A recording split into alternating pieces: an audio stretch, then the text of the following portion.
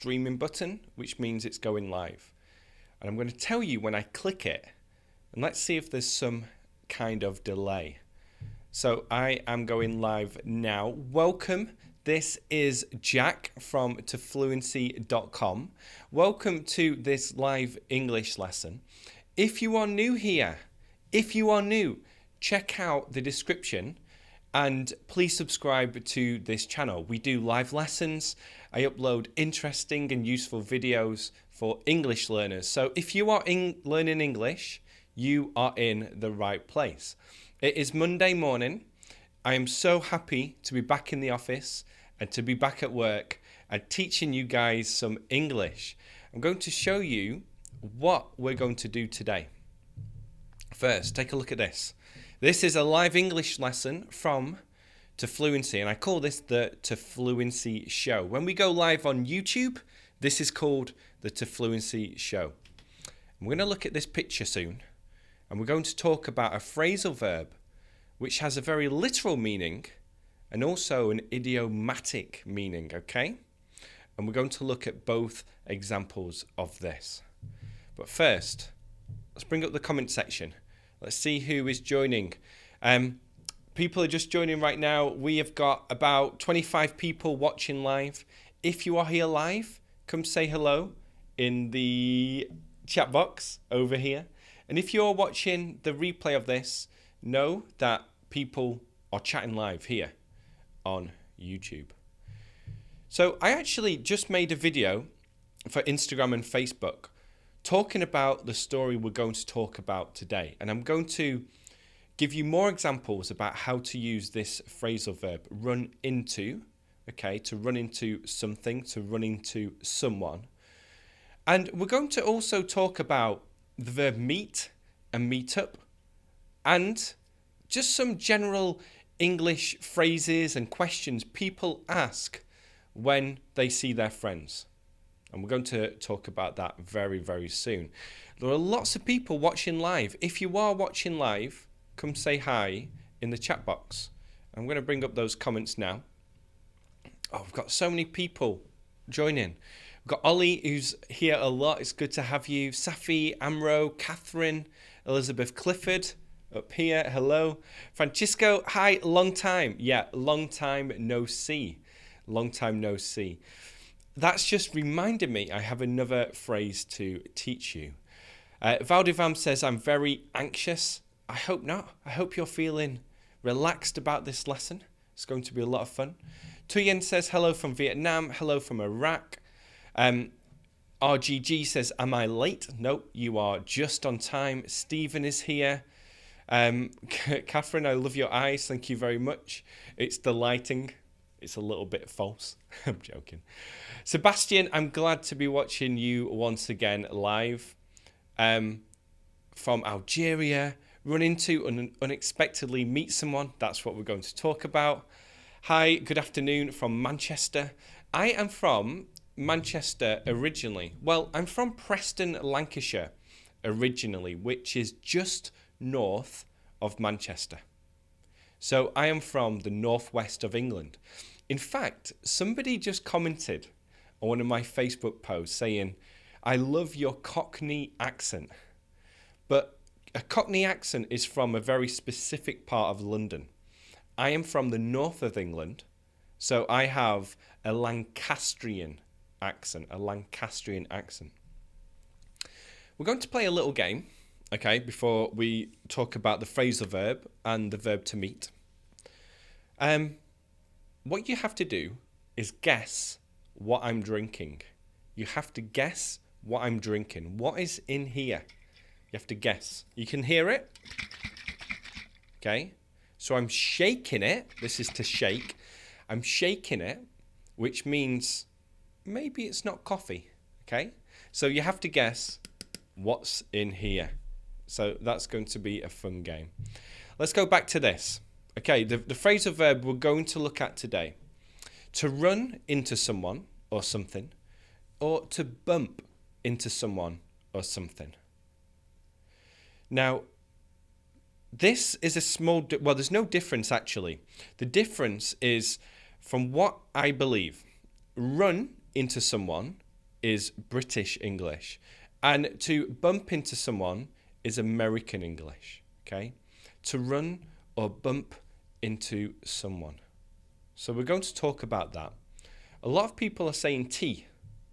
I'm going to bring up the comments. A lot of people are saying tea or coffee, iced tea, wine. It's not wine. Juice. It's like a juice. It's like a juice. It's not fresh water. It's not iced tea. It's not soda. There's a special word I'm looking here. And to help you, when you make it, you shake it to help you make the drink. Someone says protein. Yes, it has protein in here. Okay, let's go back to this. So look at the picture on your screen now. Take a look at this picture. So what we can say, and we can describe this picture, we're going to do lots of descriptions in upcoming lessons with pictures. It's such good practice for your English. But what we can say here is the orange or red car ran into the yellow car. Okay? So what I want you to do is to repeat this with me. Is it orange or red? I don't know. The orange car ran into the yellow car. The orange car ran into the yellow car. So what we're doing here is we're using this phrasal verb in a very literal way. It's using it, in this literal way. Now you can also run into someone with your body. If my son, he likes to run, and sometimes he runs into his friends. Sometimes he runs into the wall. Sometimes he runs into the refrigerator. So that's a very literal thing here, to run into something or to run into someone. I'm just going to bring the comments back. I haven't seen anyone say it yet. I'm going to tell you what it is.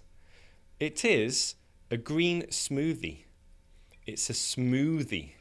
I didn't see anyone saying that, but it's a smoothie. It's got protein, it's got green powder, and it's got some oil in there as well. So someone said smoothie. Sorry if I missed it. Let's go back to this. So the orange or the red car, we don't know. The orange car ran into the yellow car. My son runs into the wall all the time. My son, who is 3, runs into the refrigerator. He runs into his friends, etc. That's very literal. But we can also, excuse me, look on your screen now, because this is how we can use it in a very idiomatic way. To run into someone means to meet someone by chance. To meet someone spontaneously. To meet someone spontaneously. So that's what I did this morning. Well, actually, yesterday, I'll tell you this first. Yesterday, my son and I went to the mall. It was raining and we wanted to get out of the house. We wanted to leave the house. So we decided to go to the mall. Now, at the mall, there is a playground, there are shops, there are Christmas decorations at the moment, and also there's this trampoline jumping machine, which you put on a harness and you can jump really high. So my son did that. He loved it. But while we were at the mall, we ran into some friends. So we ran into them at the mall. And this means we met them by chance. We didn't arrange to meet. We just saw them at the mall. Now, this morning, I ran into a friend. So I was driving to work in my neighborhood, and he was walking in the opposite direction. Okay? So he was walking in the opposite direction. And I ran into my friend this morning. What I did was I stopped the car, I put down the window, and we had a conversation. We had a little bit of a chat. I'm going to share some things that we talked about. So firstly, I said, how's it going? Let's practice this one. How's it going? How's it going? Now, I think this is probably the number one question people ask when they run into a friend, when they see someone by chance. Hey, how's it going? It's just so common here in America. Really, really common. And it just means, how are you? But it's less formal. It's quite informal, but it's used all the time. How's it going? So I asked my friend, how's it going? And he said, it's going good. I just met somebody at a coffee shop. Now, notice the difference here. I just met somebody at the coffee shop. Now, in this case, to meet someone means that you arrange to meet. That you actually say, let's meet later. I'm going to have more examples soon. But he said, yeah, I've just met someone at a coffee shop. And then he asked me this question. So I want you to read this question. And then I'll come to the comment section. Okay, so he asked this question. How's life at home? How's life at home? Now, he asked this because we recently had a second child. We have a daughter who is about 2 months old. In fact, she's, nearly two months old. She's not 2 months old today. It's next week. And so he was asking, how's life at home? What he wants to know is, what is everything like at the moment with your family? Because I know you have 2 children and how difficult that is. So that's why he asked me that question. How's life at home? Now I'm just going to bring up the comment section. Let's have a look. Yeah, Resonance says up here is to come across someone. In a way, yeah, come across is quite similar. It's probably used more with objects or articles. I can say I came across a great article the other day.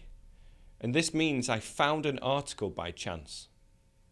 We came across a fantastic cafe on our way to the beach. We came across a fantastic cafe on the way to the beach, which means that we didn't arrange to go there, but it happened by chance. Really good example. Cheglio says, it's like, what's going on? Yeah, how's it going? What's going on? I'd say how's it going is a little bit more common. Sebastian says, what's the difference between how's it going and how you doing? I'd say how you doing is more informal and it's not as common. But a lot of these expressions you can use, flexibly. You can use them in similar ways. Good. So my friend said, yeah, how's life at home? How is life at home? And I told him that it's difficult. At the moment, it's quite difficult because we have 2 children. And, Thomas wakes up early, Emma is up during the night, and we don't get much sleep. We don't get as much sleep as we used to do. And then look at this, what he said next. This is so interesting. You must be exhausted. You must be exhausted. So what he's doing here is he's taking the evidence and he is saying, I am certain that you are exhausted. You must be exhausted. It's a very common thing to say. For example, a friend might say, I got a new job. I can say, you must be so excited about it. You must be so excited about it. Okay? Another friend says, let's say, I just ate 16 chicken wings. I just ate 16 chicken wings. I can say, you must be so full. You must be so full. So we're taking evidence, we're taking what people are saying in the situation, and we're saying, I am certain that this is true. You must be exhausted. You must be full. You must be tired. You must be happy, etc. So it's a great phrase to use. Let's practice this one. You must be exhausted. Now let's repeat it, okay? You must be exhausted. Very good. Okay, let's continue the story now, because this is what I asked my friend. Want to grab a coffee and talk business later in the week? Okay, want to grab a coffee and talk business later in the week. Let's look at that first bit. Want to grab a coffee. Now, this just means to get coffee, to buy coffee, to go to a coffee shop and meet to have coffee. And it's used a lot in America. Want to grab a coffee, want to grab lunch, want to grab dinner. Okay? In a literal sense, to grab means like to take from someone, to snatch in a quick way, to like take this. And an example is, because my son is 3, he and his friends are always grabbing things from each other. But we're not using it in this way. We're not saying, get a coffee really quick. What we're saying is, do you want to get some coffee together? Do you want to meet at the coffee shop and get some coffee and talk? So just look at it again. Want to grab a coffee. Want to grab a coffee. The other thing is, you'll also notice that I didn't use do you. Do you? In informal English, a lot of the time we leave this off. We don't use it. Want to do this. Want to get dinner. Want to meet tomorrow, etc. In informal English, this is used a lot. But if you have some doubts, if you're not quite sure, then use it. Want to grab a coffee and talk business. Say, okay, to talk business. So my friend has a business, I have a business, and we want to talk business. And this just means to talk about business. Let's talk business. Let's see if we can help each other with business. Just going to bring up the comments again. Deborah asks, you're British? Yes, I am from the UK, and now I live in America. Let's have a look. A lot of people are talking about my eyes at the moment. Okay, a lot of people are talking about my eyes. Christian, difference between run into and bump into. Run into and bump into, very similar. Knock into, knocked into this. In a literal sense, it means the same, to knock into something. But you can't use it in the idiomatic way, to meet someone by chance. So, want to grab a coffee and talk business later in the week. Okay, later in the week. Now, this just means at the end of the week. So either Thursday or Friday. So I was saying either Thursday or Friday. So I said, want to grab a coffee and talk business later in the week? He said, sure, good idea. He asked me, how about Friday? I said, Friday is fantastic. So we got out our phones, we got out our calendars, and we said, okay, let's meet this Friday at 9:15. So we are going to meet this Friday at 9:15. Now, notice before how I said I ran into my friend. I met him by chance. But we have arranged to meet each other this time. And that's why I am now using the word meet. I'm meeting my friend this Friday. It is arranged, okay? I'm meeting my friend this Friday. Let's just go back to the comment sections. Sebastian, I want to grab a cup of coffee and talk business and talk later about our business, okay? Lucas says, where is your accent from? North of England. Exactly. It is from a place called Preston. Although, after living in America for 6 years, it's a little bit more neutral. It's not as strong as it used to be. Yeah, let's have a look. A few more people are joining. Emily, Scott, Guru as well. Very good. Gemma says, no, Gemma, in informal English, you don't have to. When you're having a conversation, you just say, want to do this, want to do that. Although, if in doubt, then use them. Use, do you want to get a coffee? Do you want to grab a coffee? But a lot of the times, between friends, in informal situations, you don't use that, or people don't use that. Okay, let's go back to this. I'm meeting my friend this Friday. Now, you might have a doubt now between meet and meet up. So take a look at this sentence here. Can you hear me shaking my smoothie? I'm going to have a little drink. So just read this while I have a sip of my smoothie.